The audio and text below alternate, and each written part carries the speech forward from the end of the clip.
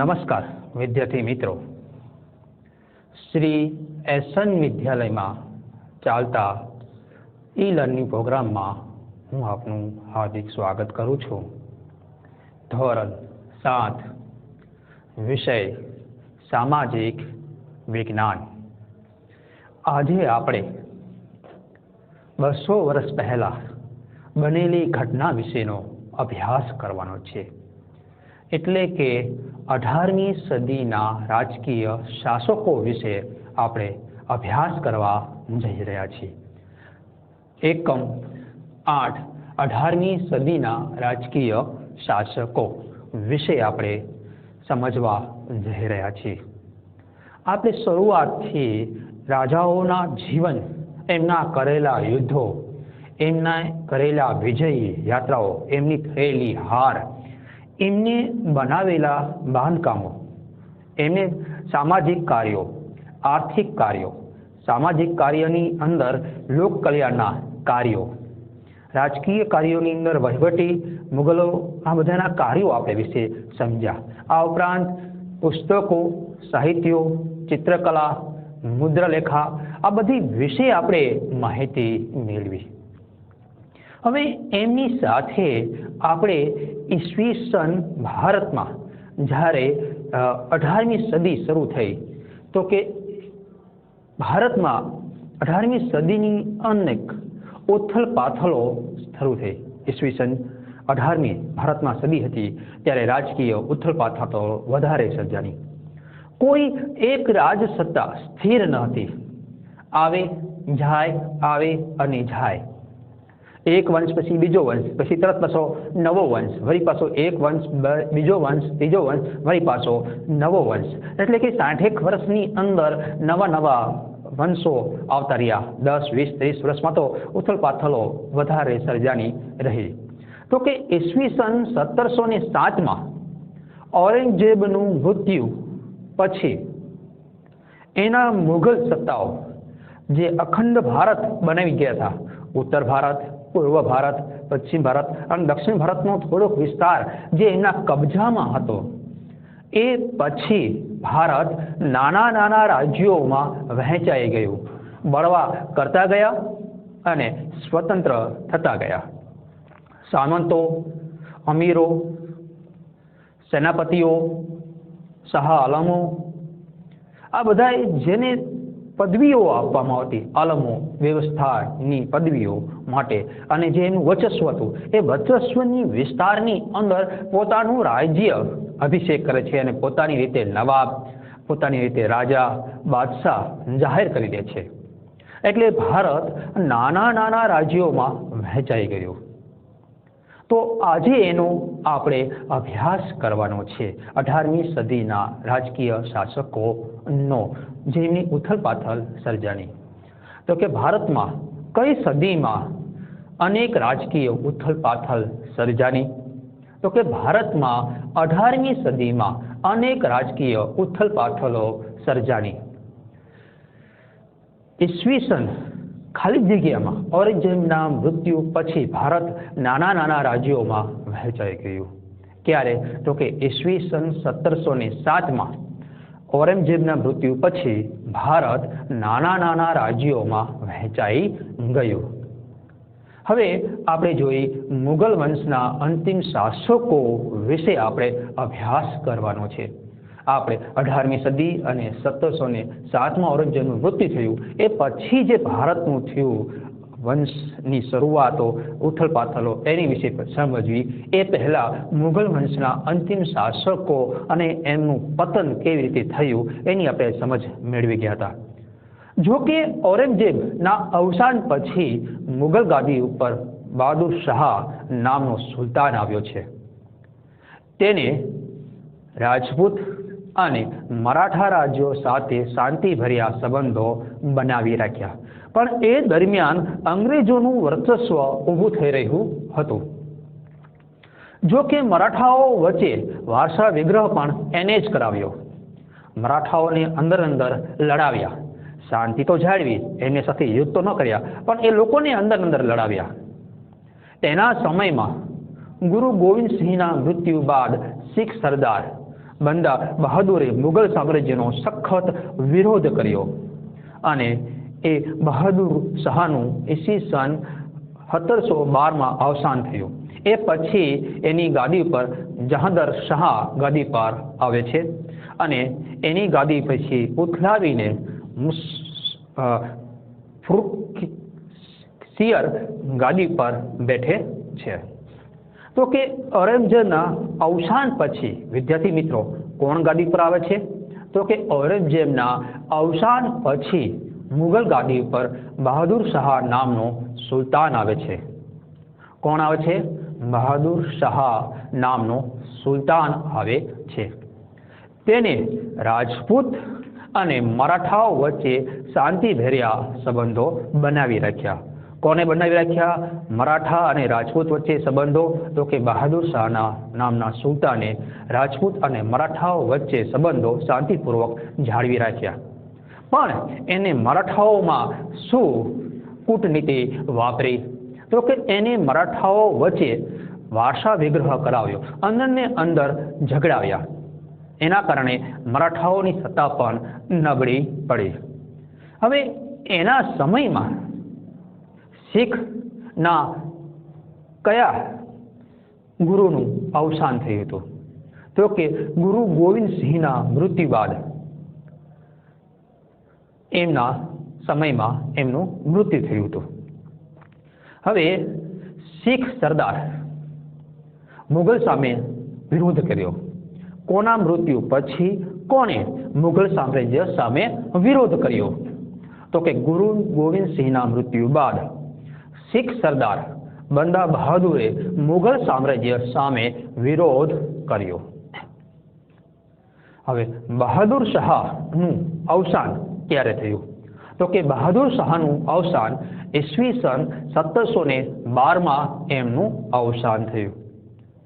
ઈસવીસન 1712માં કોનું અવસાન થયું? તો કે ઈસવીસન 1712માં બહાદુર શાહનું અવસાન થયું. હવે બહાદુર શાહના અવસાન પછી ગાદી ઉપર કોણ આવે છે? તો કે જહાંગીર શાહ ગાદી ઉપર આવે છે. બહાદુર શાહના અવસાન પછી કોણ ગાદી ઉપર આવે છે? તો કે જહાંગીર શાહ ગાદી ઉપર આવે છે. હવે એને ઉથલાવીને કોને ગાદી પર બેસાડવામાં આવે છે?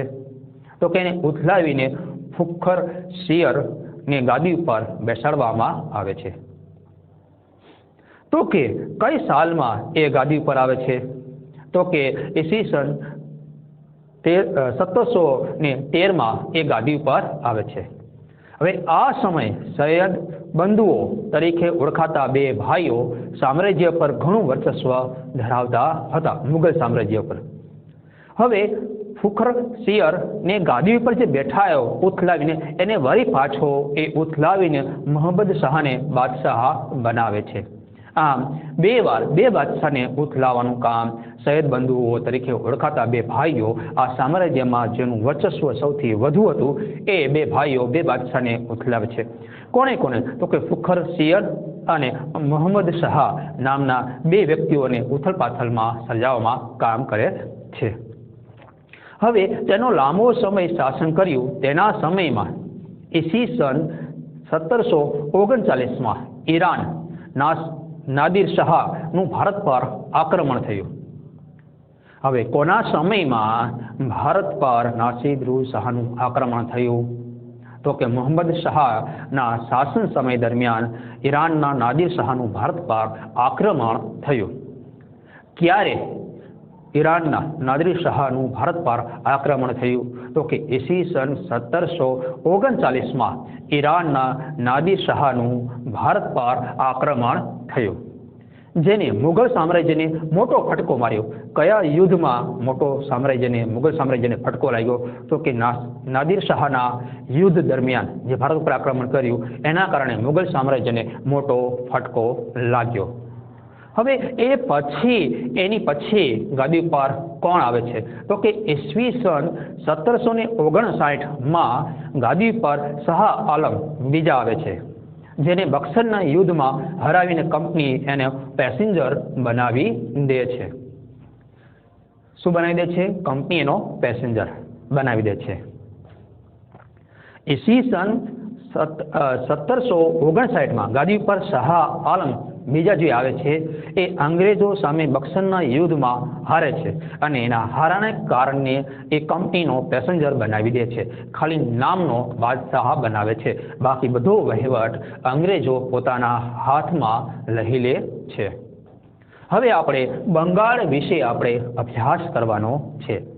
તો કે બંગાળમાં જે સ્વતંત્ર રાજ્યની સ્થાપના થઈ, જે એક બંદર તરીકે જાણીતું હતું અને ત્યાંથી જે વહીવટ થતો હતો, અંગ્રેજોને લાભમાં આવતો હતો અને એના કારણે એનું વર્ચસ્વ ઘટી ગયું. તો કે મુશરી કુલી ખા અને અલીવર્દી ખા એ સામ્રાજ્ય બંગાળ સલ્તનતની સ્થાપના કરી. હવે એ ઈસવીસન 1757 એ પછી સિરાજ ઉદ્દૌલા બંગાળનો નવાબ બને છે. એ બંને પછી કોણ બંગાળનો નવાબ બને છે? તો કે સિરાજ ઉદ્દૌલા બંગાળનો નવાબ બને છે ઈસવીસન 1757. હવે કંપનીને એવો માણસ જોતો હતો જે એમના ઈશારે નાચે, પણ ઈસ્ટ ઇન્ડિયા કંપનીને આ સફળ થવા દેતો નથી. એમને આદેશ આપે છે વ્યવસ્થિત રીતે કર ભરે અને શાંતિથી વેપાર કરે, રાજકીય બાબતોમાં માથું મારે નહીં. જેના પરિણામે એ પ્લાસીનું યુદ્ધ થાય છે. હવે પ્લાસીનું યુદ્ધ ક્યારે થાય છે? તો કે ઈસવીસન 1757 પ્લાસીનું યુદ્ધ થાય છે.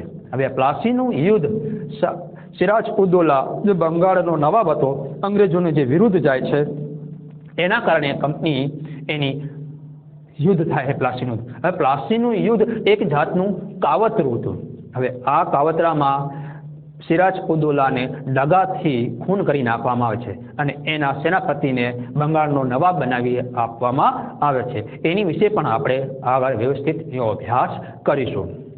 તો કે એ પછી વળી પાછો બક્સરની લડાઈ થાય છે અને વળી પાછા બક્સરના લડાઈમાં પણ એ હારી જાય છે નવાબ અને વળી પાછા અંગ્રેજો જીતી જાય છે. આપણે જે આગળ જોઈ ગયા બક્સરના યુદ્ધમાં શાહ આલમ બીજો જે હારી જાય છે, એના કારણે એ ભારતમાં અંગ્રેજોનો પાયો વ્યવસ્થિત રીતે નખાઈ જાય છે. હવે રાજપૂત શાસન શેની વિશે આપણે અભ્યાસ કરીશું વિદ્યાર્થી મિત્રો? તો કે રાજપૂત શાસન વિશે આપણે અભ્યાસ કરવા જઈ રહ્યા છીએ.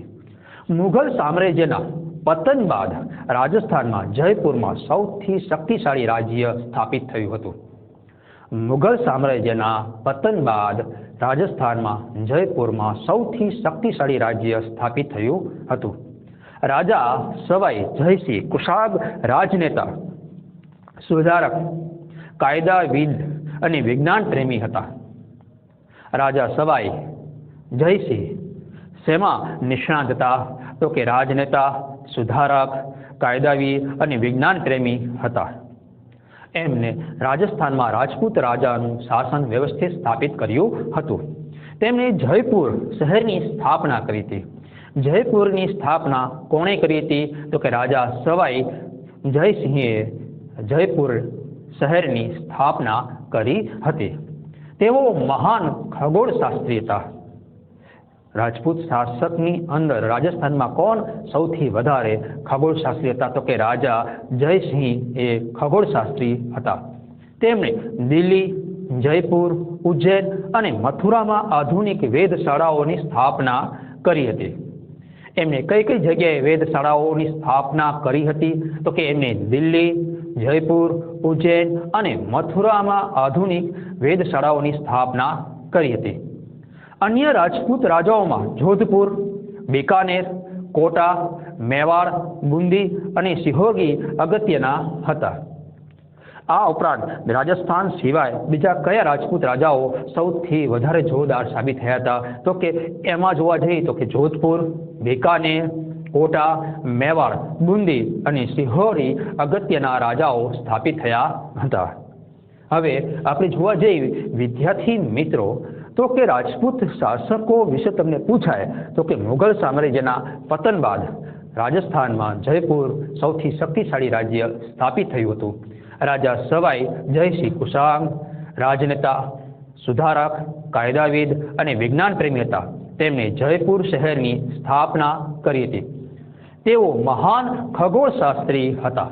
તેમણે દિલ્હી, જયપુર, ઉજ્જૈન અને મથુરામાં આધુનિક વેધશાળાઓની સ્થાપના કરી. અન્ય રાજપૂત રાજાઓનું પણ વર્ચસ્વ હતું. તો કે જોધપુર, બિકાનેર, કોટા, મેવાડ, બુંદી અને સિહોરી અગત્યના એ વસ્તુ સ્થાપિત થયા હતા. હવે આપણે જોવા જઈએ છીએ શીખ સામ્રાજ્ય. શીખ સામ્રાજ્યની વાત વ્યવસ્થિત કરવાની રહે છે, કારણ કે એમને અંગ્રેજોને પણ દાહ દીધો નહોતો. રણજીતસિંહ જ્યાં સુધી હતા ત્યાં સુધી શીખ સામ્રાજ્ય વ્યવસ્થિત ચાલી રહ્યું.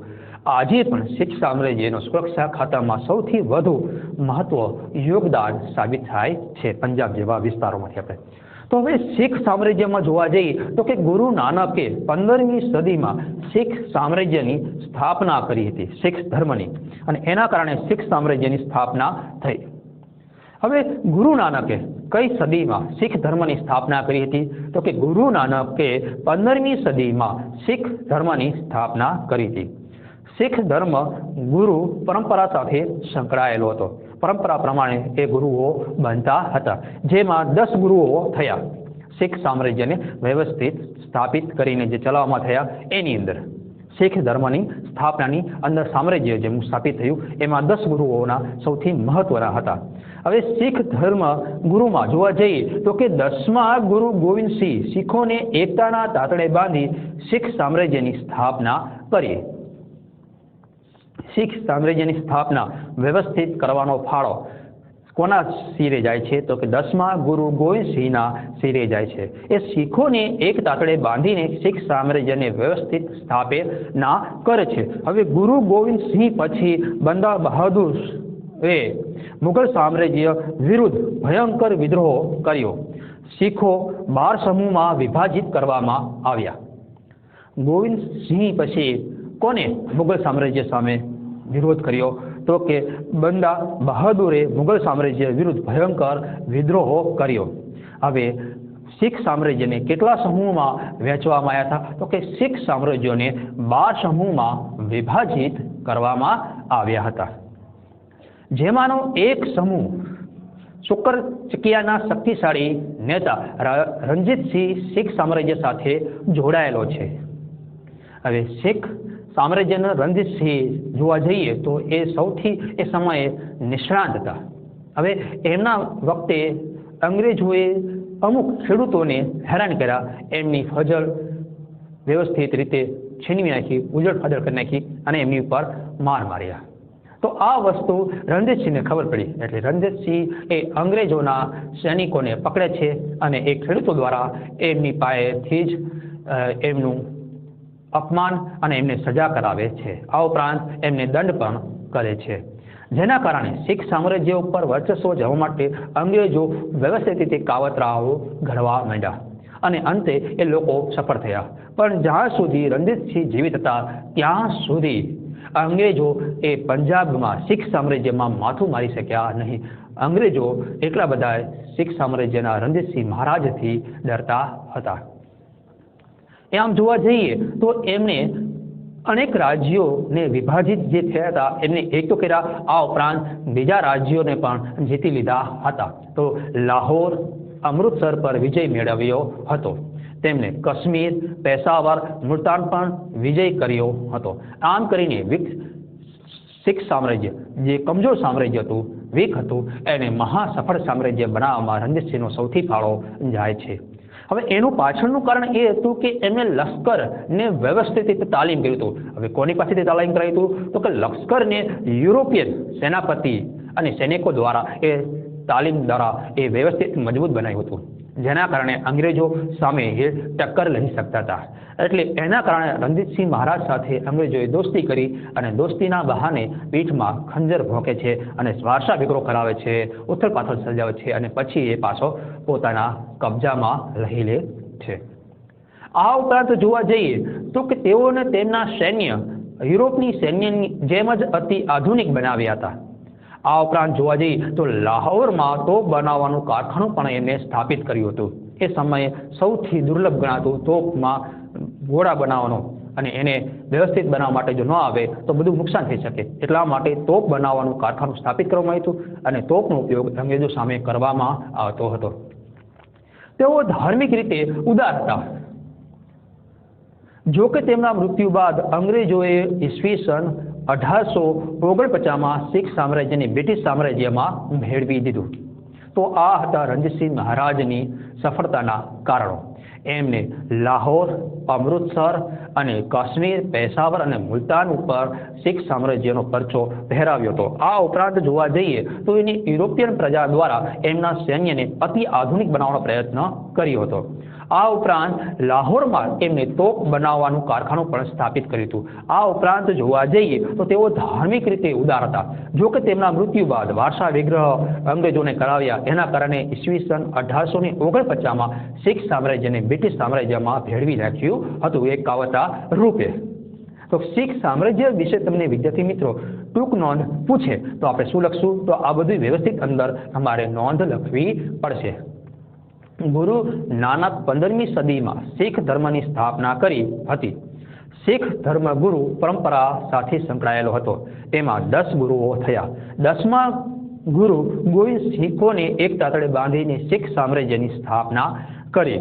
હવે ગુરુ ગોવિંદ સિંહ શીખ પછી બંદા બહાદુર મુગલ સામ્રાજ્યમાં વિરુદ્ધ ભયંકર વિગ્રહ કરાવ્યા અને એના કારણે એમની પરાજય સામનો કરવો પડ્યો. થોડો ઘણો શીખોને 12 સમૂહમાં વિભાજિત કરવામાં આવ્યા, જેમાંનો એક સમૂહ સુખ ચિકિયાના શક્તિશાળી નેતા રણજીતસિંહે શીખ સામ્રાજ્યને વિકાસ કર્યો.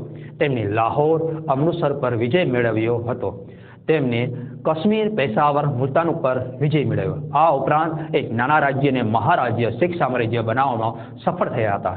તેમને લશ્કરમાં યુરોપિયન સેનાપતિઓ અને સૈનિકો દાખલ કર્યા, જેના કારણે એમનું સૈન્ય યુરોપિયન સૈન્યની જેમ અતિ આધુનિક બની ગયું હતું. લાહોરમાં તેમને તોપ બનાવવાનું કારખાનું સ્થાપિત કર્યું હતું. આ જોતા એમની ઉદારથી ધાર્મિક નીતિ પણ એમની ઉદાર હતી. જોકે તેમના મૃત્યુ બાદ અંગ્રેજોએ ઈસવીસન 1949માં શીખ સામ્રાજ્યને બ્રિટિશ સામ્રાજ્યમાં ભેળવી દીધું હતું. હવે વિદ્યાર્થી મિત્રો આપણે મરાઠા સામ્રાજ્ય વિશે અભ્યાસ કરવા જઈ રહ્યા છીએ. મરાઠા મતલબ મહારાષ્ટ્ર, એ વિશે આપણે અભ્યાસ કરવાનો છે. તો કે મરાઠા સામ્રાજ્યની જોવા જઈએ તો કે 17મી સદીના મહાન શાસકોમાં છત્રપતિ શિવાજી અગ્રસ્થાને હતા. બીજાપુરના સુલતાન, મુગલ સમ્રાટ ઔરંગઝેબ અને પોર્ટુગીઝો વચ્ચે હંફાવીને શિવાજી એક સ્વતંત્ર સામ્રાજ્યનું નિર્માણ કર્યું હતું. કઈ સદીમાં છત્રપતિ શિવાજી અગ્રસ્થાને હતા? તો કે 17મી સદીમાં મહાન શાસકોમાં છત્રપતિ શિવાજી અગ્રસ્થાને હતા. એમને કોની સાથે હફાવીને, કોની સાથે યુદ્ધો કરીને એમને સ્વતંત્ર રાજ્ય નિર્મિત કર્યું હતું? તો કે એમને બીજાપુરના સુલતાન, મુગલ સમ્રાટ ઔરંગઝેબ અને પોર્ટુગીઝો વગેરે અને હફાવીને એની સાથે યુદ્ધો કરીને શિવાજીએ એક સ્વતંત્ર રાજ્યનું નિર્માણ કર્યું હતું. છત્રપતિ શિવાજી મહારાજના નેતૃત્વ હેઠળ મરાઠાઓને દખ્ખણમાં છાપામાર યુદ્ધ નિપનાવી હતી. છાપામાર યુદ્ધ પદ્ધતિ મારીને ભાગી જવું અને એના સામ્રાજ્યને વળી પાછા આગળ દેવા, વળી પાછાની પર હુમલો કરો અને એવી રીતે એને સામ્રાજ્યને થોડુંક રીતે કમજોર કરતું જવું અને એક પછી એક સ્ટેપ બાય સ્ટેપ એનું સામ્રાજ્ય છીનવી લેવામાં સફળ થવું. એક જાતની ગોરીલા પદ્ધતિ છે, મારીને કૂટનીતિ કહેવાય, જેની અંદર આજ સુધી કોઈ સફળ થતું નથી. તો તેમને સ્વતંત્ર રાજ્ય માટે કુશળ, કાર્યક્ષમ અને પ્રજાહિતકારી શાસનતંત્રની સ્થાપના કરી હતી. 8 પ્રધાન મંડળ પણ એની સ્થાપનામાં કુશળ રીતે વ્યવસ્થિત કાર્ય કરતા હતા. તેમણે સ્વતંત્ર રાજ્ય માટે કુશળ, કાર્યક્ષમ અને પ્રજાહિતકારી શાસનતંત્રની સ્થાપના કરી. આ સિદ્ધિઓની સાથે શિવાજીનું ઉચ્ચ ચારિત્ર્ય અને ઉદાર નીતિઓમાં સામેલ હતી. છત્રપતિ શિવાજી બાદ શિવાજીના પૌત્ર શાહુએ ઔરંગઝેબને કેદ કર્યો. શાહુને કેદ થતાં એ વળી પાછું વારસા વિગ્રહ શરૂ થયો. ઈસવીસન 1707 બાદ શાહુ છૂટતા તેમના કાકી તારાબાઈ વચ્ચે વારસા વિગ્રહ ફાટી નીકળ્યો.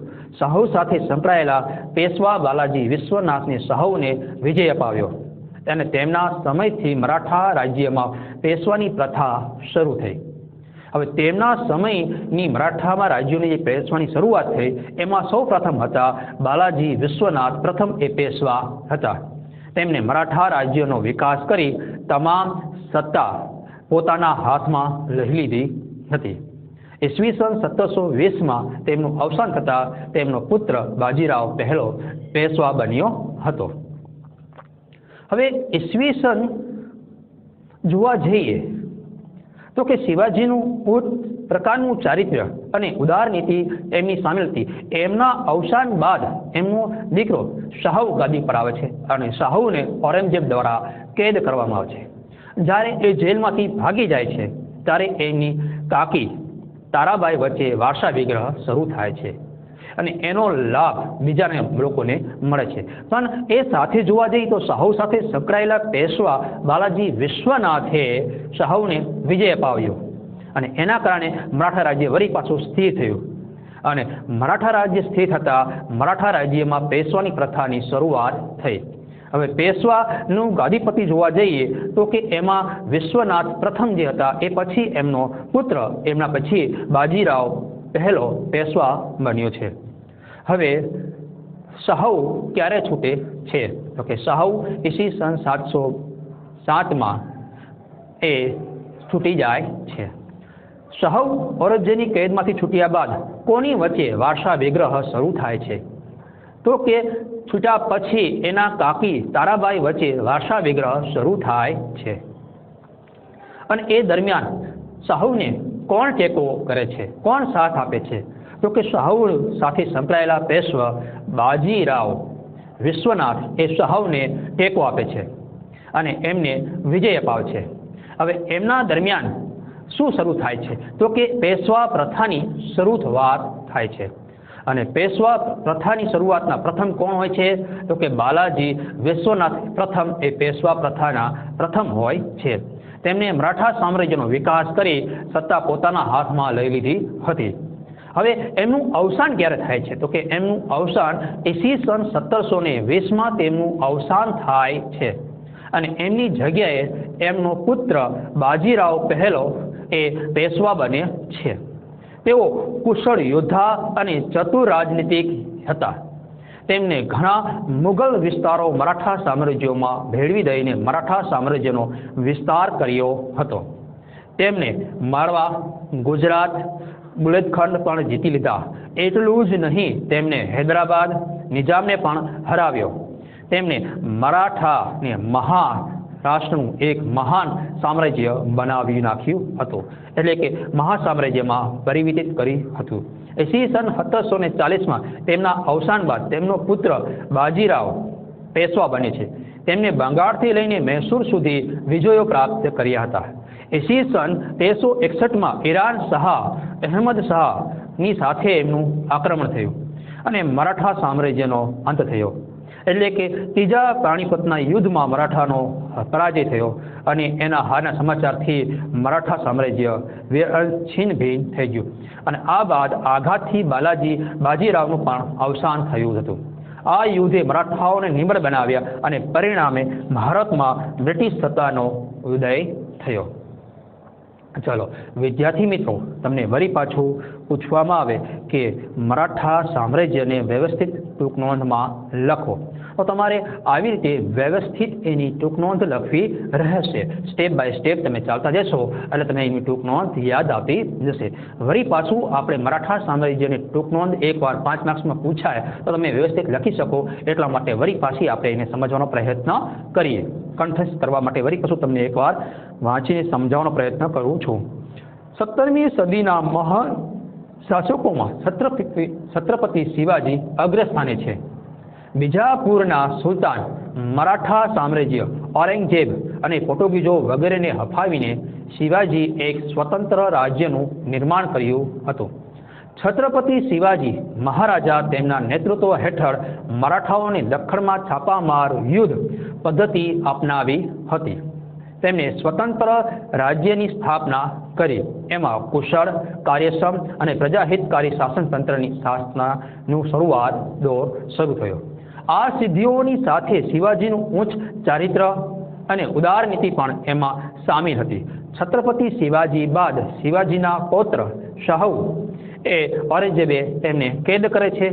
એ ઈસવીસન 1707 બાદ સાહુ છૂટા તેમના કાકી તારાબાઈ વચ્ચે વારસા વિગ્રહ ફાટી નીકળે છે. તેના સમયથી મરાઠા સામ્રાજ્યની માં પેશવા પ્રથાની શરૂઆત થાય છે. પેશવા પ્રથાની શરૂઆતમાં પ્રથમ પેશવા બાલાજી વિશ્વનાથ હોય છે. તેમને મરાઠા સામ્રાજ્યનો વિકાસ કરી સત્તા પોતાના હાથમાં લઈ લે છે. ઈસવીસન 1720માં એમનું અવસાન બાદ એમનો પુત્ર બાજીરાવ પહેલો પેશવા બને છે. તેઓ કુશળ યોદ્ધા અને ચતુર રાજનીતિજ્ઞ હતા. તેમને ઘણા મુગલ વિસ્તારો મરાઠા સામ્રાજ્યોમાં ભેળવી દઈ મરાઠા સામ્રાજ્યનો વિસ્તાર કર્યો હતો. તેમને માળવા, ગુજરાત, બુંદેલખંડ પણ જીતી લીધા હતા. એટલું જ નહીં, તેમને હૈદરાબાદના નિઝામને પણ હરાવ્યો હતો. તેમને મહારાષ્ટ્રને એક મહાન મરાઠા સામ્રાજ્યમાં પરિવર્તિત કરી દીધું હતું. ઈસવીસન 1740માં તેમના અવસાન બાદ તેમનો પુત્ર બાલાજી બાજીરાવ પેશવા બન્યો. તેમને બંગાળથી લઈને મૈસૂર સુધી વિજયો પ્રાપ્ત કર્યા હતા. ઈસવીસન 1761માં ઈરાન શાહ અહેમદ શાહ અબ્દાલીએ ભારત પર આક્રમણ કર્યું અને મરાઠા અને અબ્દાલી વચ્ચે પાણીપતનું ત્રીજું યુદ્ધ થયું. પાણીપતના ત્રીજા યુદ્ધમાં મરાઠા રાજ્યની હાર થઈ અને આ હારના સમાચાર મળતા બાજીરાવનું અવસાન થયું અને એમના અવસાન બાદ પછી મરાઠાઓ નિવૃત્ત શાસકમાં સમાવેશ થાય છે અને એનો લાભ બ્રિટિશ સત્તા લઈ લે છે. ઈસ્ટ ઇન્ડિયા કંપની લઈ લે છે. પરિણામે ઈસ્ટ ઇન્ડિયા કંપનીનો વિજય દોર શરૂ થાય છે. બ્રિટિશ સરકારનો સત્તાનો દોર હાથમાં ભારત સોંપાઈ જાય છે. હવે તો પછી અંગ્રેજોનો દોર શરૂ થાય છે. અહીં આપણે 18મી સદીના રાજકીય શાસકોમાં ઉથલપાથલો વિશે આપણે જાણકારી મેળવી. અહીં આપણે આ લેક્ચરમાં આ પાઠ પૂર્ણ કરી છે. નવા લેક્ચરમાં નવા પાઠ સાથે મુલાકાત કરીશું. વિદ્યાર્થી મિત્રો, નમસ્કાર, જય હિન્દ.